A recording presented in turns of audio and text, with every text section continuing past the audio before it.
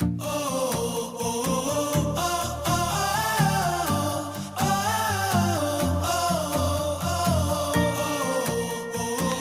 habang nakikilala ko sila, hindi lang pala nakakatawa ang buhay nila. Ito ay nakakarating din sa puso at nagbibigay ng inspirasyon at pag-asa.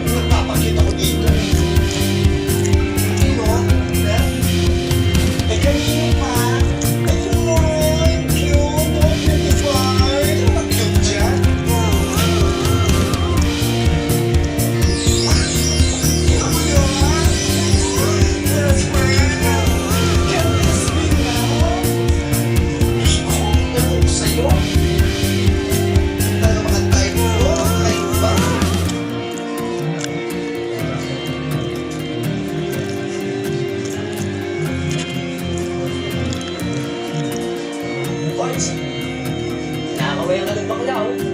Sa ulo! Ikaw yung kinakawayan nun. Ganito pare, ah. Sa'yo yung bakla.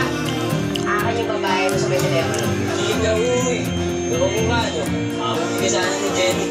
Pare, ang lahi namin